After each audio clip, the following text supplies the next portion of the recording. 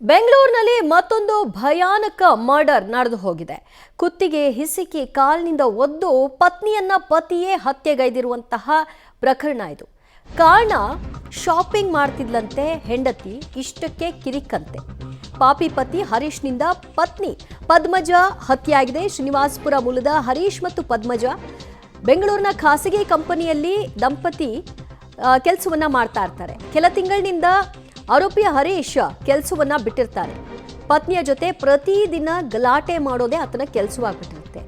ಹೀಗೆ ಒಂದಿನ ಶಾಪಿಂಗ್ ಅಂತ ಪತ್ನಿ ಹೋದಾಗ ಗಲಾಟೆ ಆಗಿದೆ. ಗಲಾಟೆ ವಿಕೋಪಕ್ಕೆ ಹೋಗಿದೆ. ಆ ನಂತರದಲ್ಲಿ ಆಕೆಯ ಕತ್ತನ್ನ ಹಿಸ್ಕಿದ್ದಾನೆ. ನಂತರ ಕಾಲಿನಿಂದ ಒದ್ದು ಹತ್ಯೆ ಮಾಡಲಾಗಿದೆ.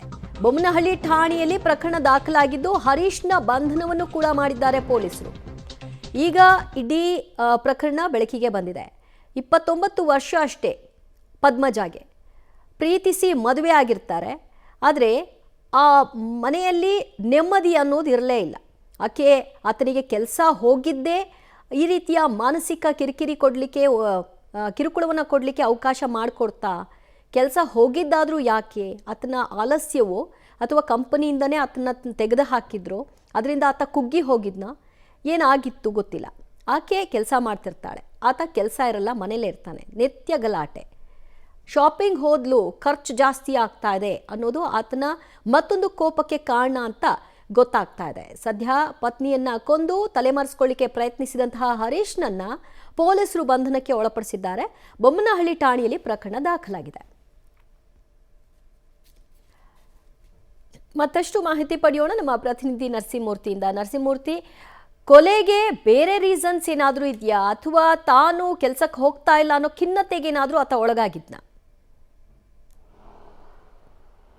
ದಿವ್ಯಾ, ಶ್ರೀನಿವಾಸಪುರ ಮೂಲದ ಪದ್ಮಜ ಮತ್ತು ಹರೀಶ್ ದಂಪತಿಗಳು ಬೆಂಗಳೂರಿನ ಬೊಮ್ಮನಹಳ್ಳಿ ಪೊಲೀಸ್ ಠಾಣಾ ವ್ಯಾಪ್ತಿಯಲ್ಲಿ ವಾಸ ಮಾಡ್ತಿದ್ರು. ಇಬ್ಬರು ಕೂಡ BA ಮುಗಿಸಿದ್ರು. ಇಬ್ಬರು ಕೂಡ ಕೆಲಸಕ್ಕೆ ಹೋಗ್ತಿದ್ರು.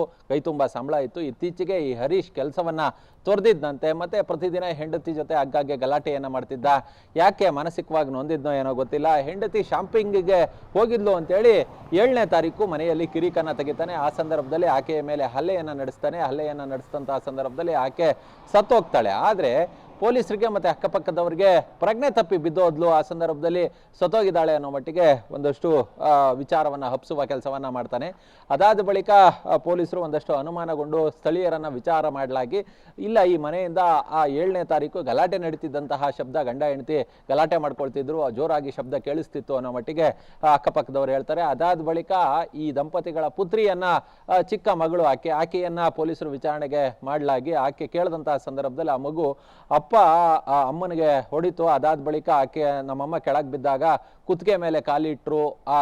ಆ ಸಂದರ್ಭದಲ್ಲಿ ಅಮ್ಮ ಸತ್ತೋಗಿರಬೇಕು ಅನ್ನೋ ಮಟ್ಟಿಗೆ ಆ ಮಗು ಕೂಡ ಹೇಳುತ್ತೆ. ಆ ಬಳಿಕ ಪೊಲೀಸರು ಈತನನ್ನ ವಶಕ್ಕೆ ಪಡೆದು ಪೊಲೀಸರ ಭಾಷೆಯಲ್ಲಿ ಬಾಯಿ ಬಿಡಿಸಿದಂತಹ ಸಂದರ್ಭದಲ್ಲಿ ನಿಜವನ್ನ ಒಪ್ಕೊಂಡಿದ್ದಾನೆ. ಸದ್ಯ ಪ್ರಕರಣ ಸಂಬಂಧ ಬೊಮ್ಮನಹಳ್ಳಿ ಪೊಲೀಸ್ ಠಾಣೆಯಲ್ಲಿ ಕೊಲೆ ಪ್ರಕರಣವನ್ನ ದಾಖಲು ಮಾಡಿಕೊಂಡು ಆರೋಪಿ ಹರೀಶ್ನನ್ನ ಬಂಧನ ಮಾಡಿ ಜೈಲಿಗೆ ಕಳಿಸುವ ಕೆಲಸವನ್ನ ಮಾಡಲಾಗಿದೆ. ಥ್ಯಾಂಕ್ ಯು ಮೂರ್ತಿ, ನಿಮ್ಮೆಲ್ಲ ಮಾಹಿತಿಗೆ.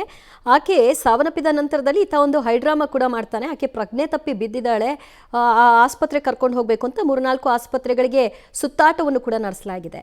ಅಂದರೆ ತೋರಿಸ್ಕೊಳ್ಳೋದು ಹೇಗೆ ಅಂದರೆ, ಆಕೆಗೇನೋ ಆಗಿ ಆಕ್ಸಿಡೆಂಟಲ್ ಡೆತ್ ಆಗಿಬಿಟ್ಟಿದೆ, ಸೊ ನಾನು ಕೂಡ ಪ್ರಯತ್ನ ಪಟ್ಟಿದ್ದೆ ಅಂತ, ಯಾರಿಗೂ ಅನುಮಾನ ಬರಬಾರ್ದು ಅಂತ. ಆದರೆ ಅಕ್ಕಪಕ್ಕದವರಿಗೆ ಇವರಿಬ್ಬರ ಗಲಾಟೆ ಸದ್ದು ದಿನನಿತ್ಯ ಕೇಳ್ತಾ ಇದ್ದಿದ್ದು ಒಂದು ರೀತಿಯ ಅನುಮಾನಕ್ಕೆ ಎಡೆ ಮಾಡಿಕೊಟ್ಟಿತ್ತು. ಏನೋ ಆಗಿದೆ ಇವರ ಕೇಸ್ನಲ್ಲಿ ಅಂತ ಪೊಲೀಸರಿಗೂ ಕೂಡ ಸ್ಥಳೀಯರು ಮಾಹಿತಿನ ಕೊಟ್ಟರು. ಆಗ ಪತಿಯೇ ಪತ್ನಿಯನ್ನ ಕೊಂದದ್ದು ಗೊತ್ತಾಗಿದ್ದು ಈತನನ್ನು ಅರೆಸ್ಟ್ ಮಾಡಿದ್ದಾರೆ.